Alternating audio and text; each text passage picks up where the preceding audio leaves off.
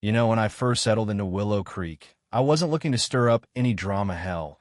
I'd spent 25 years in the Navy, wrangling ship engines and navigating storms, both the kind that churn the sea and the kind that come from people with too much ego and not enough sense. All I wanted was a quiet spot by Lake Serenity, a little slice of peace where I could sip my coffee, watch the herons glide over the water, and let the world fade away. My little cabin sat right on the edge of the lake, nothing fancy. Just a sturdy dock I'd built myself, a weathered bench at the end where I'd sit most mornings, my old fiberglass canoe tied up, bobbing like it was as content as I was. I'd gotten the dock approved back in 2010, before the HOA here got all high and mighty. I've got the paperwork to prove it, emails, sketches, even a polite nod from the old board chair, Tom, who used to fish with me sometimes. The Navy taught me to keep records, because trust me, approvals can vanish like morning fog if you don't pin them down.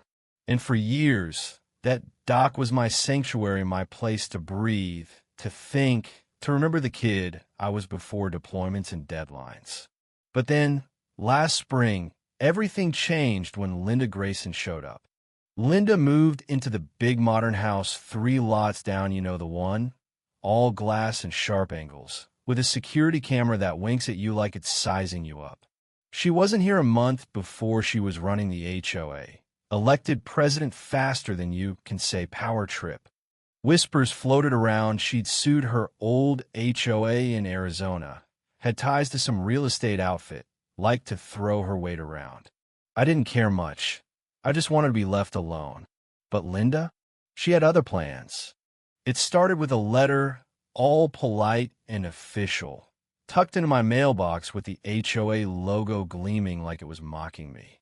Your dock may not comply with current aesthetic standards. Please schedule an inspection. Aesthetic standards? My dock was solid, built to last, approved years ago.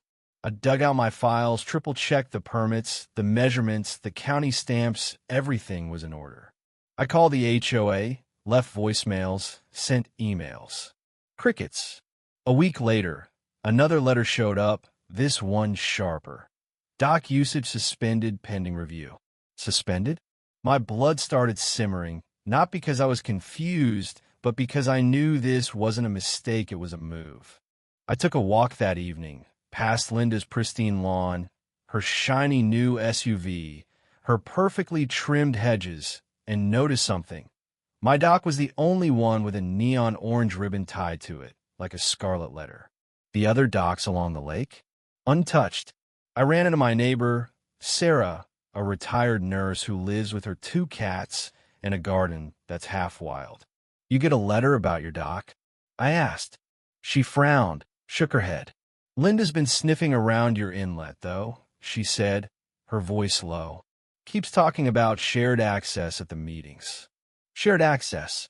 That phrase hit me like a warning shot. This wasn't about rules. It was about control. The next morning, I was out back, sanding down my porch railing, when I heard the sharp click-click of heels on gravel. Not a sound you hear much out here. Most folks were flip-flops or work boots. There was Linda, striding across my lawn like she owned it, clipboard in hand, sunglasses perched like a crown. Mr. Callahan, she called, her voice all syrup and steel. Just need to check on your dock. HOA business. I wiped my hands on a rag, gave her a long look. It's right where it's been for a decade, Linda. Approved and all. She didn't blink. Well, it's a bit long, don't you think? Guidelines say 5 feet max over the water. I stepped closer, kept my voice steady. Those guidelines came after my dock was built. It's grandfathered. I bet the docs want a copy. She smirked, barely glanced at me, and started snapping photos with her phone. For the records, she said, then stepped onto my dock without asking, her heels clacking like gunfire. My jaw tightened. You know this is private property, right? I said. She turned, sunglasses low on her nose. The lake's HOA jurisdiction, Mr. Callahan. Common property. I crossed my arms. Not according to my deed. The water line's mine, and the county code backs it up, section 14C, riparian rights. Look it up. Her smile faltered just for a second, but she recovered fast. We'll see, she said, already walking away, her phone pressed to her ear. That night, I found another letter taped to my door, no envelope, just a single sheet. Dock usage prohibited. Unsafe structure. Unsafe. That was the last straw. I called my old Navy buddy, Mike, who now does coastal engineering. Mark the boundaries, he told me. Get a camera, document everything, and don't let her set foot on your land again. So I did. I staked out my property line, right where the grass meets the lake, and set up a small motion camera. I wasn't playing games anymore. But Linda wasn't done. A few days later, I came home to find my dock roped off yellow nylon. An HOA sign screaming closed for safety. No inspection, no notice, just her signature on a laminated tag. And then I saw it. My canoe was gone, the rope sliced clean, drag marks in the mud leading toward the path. I stood there, staring at the empty water, my heart pounding so hard I could hear it. This wasn't policy, this was personal. I didn't yell or storm her house. Instead, I got to work. I pulled out my old Navy files, charts, designs, notes from a project in Panama where we built underwater barriers to protect shorelines.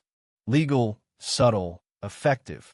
I sketched a plan, a crescent of river rock, just beyond my dock, set within my legal water boundary. It wouldn't sink a boat, but it'd stop one cold if it came in too fast. I called in a favor from a quarry guy, loaded my truck with stone, and hired 2 local kids to help me place it. By dusk, the barrier was done invisible unless you knew where to look, marked with buoys for legality, and documented to the hilt with GPS and photos. I sent it all to Mike, who laughed over the phone. You built a damn aquatic tripwire, Jack. She's not going to know what hit her. The neighborhood was quiet for a few days, but the tension was thick. Linda replaced her sign with a nastier one, threatening fines. I ignored it and started talking to neighbor Sarah, who'd been fined for her wildflowers, Tom, who got a warning for his flagpole, even Mrs. Carter, who'd been told her birdhouse was unsightly. They were fed up, and when I showed them my permits, the county maps, the bylaws Linda had ignored, their eyes lit up. We were building something, not just a case, but a quiet rebellion. Then came Linda's big moment. A fancy HOA boat party, all wine and lakefront elegance. The email invite was smug, promising a cruise on her shiny new speedboat. I didn't go. I sat on my dock, sipping coffee, watching her boat gleam under the sunset, her guests in their linen pants and big hats. Linda was at the bow, waving like royalty, her hired driver gunning the engine. I knew her route. She'd cut through my inlet to show off, just like she had when she chained my dock. Only this time, she didn't know what was waiting. The crash was loud, a sharp crack that echoed across the lake. Her boat hit the rocks dead on, lurching so hard Linda nearly went overboard, her wine glass shattering on the deck. The crowd on shore gasped. Some pulled out their phones. The driver reversed, but the hull scraped again, metal screaming against stone. I stood at my dock's edge, arms crossed, watching as Linda's face twisted shock, then fury. She looked right at me, and I didn't flinch. I didn't need to. The lake had spoken for me. The party fell apart. By evening, her boat was back at her dock, scratched and listing, her guests gone. The neighborhood buzzed not with lawnmowers, but with gossip. Sarah sent me a video of Linda stumbling, wine-soaked, as the boat rocked. Tom posted it online with a caption, "Who's really breaking the rules?" It went viral in our little community. Linda stayed quiet, but not for long. A day later, a certified letter arrived, accusing me of endangering HOA members with my unpermitted obstruction. I laughed, printed my environmental permit, and sent it to Mike. "She's swinging wild," he said. "Let's end this." The courtroom was small, just a few rows of chairs and a tired judge named Clara Holt.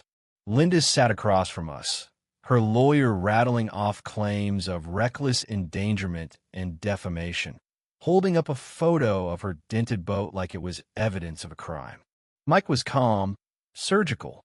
He slid over my permits, my photos, the bylaws Linda had broken. Then he called Sarah, who'd been on the HOA board. She read Linda's emails aloud. He's wasting that spot spin it like he's the aggressor. The room went cold. Linda's lawyer stammered, but Judge Holt wasn't having it. This, she said, tapping my permit, is legal. That, pointing at Linda's photo, is your client's mistake. She ruled for me chain removed, apology ordered, costs on the HOA. Linda walked out, deflated, her fight gone. The neighborhood changed after that. Linda's name vanished from the HOA website. A new board was elected, led by Sarah, who promised transparency. My canoe reappeared, quietly returned under a tarp. Neighbors started dropping by my dock, kids sketching, couples taking photos, Sarah's book club sipping tea under the stars. Someone nailed a sign to the post, Callahan's Quiet Cove. I didn't ask who. I didn't need to. It wasn't about me. It was about what we'd won back. The right to live without someone's clipboard hanging over us. A month later, Linda's house went up for sale. I got a letter, handwritten, no return address. Jack, I thought control would make me strong. I was wrong. Forgive me. I tucked it away, not out of anger, but because some lessons you don't forget.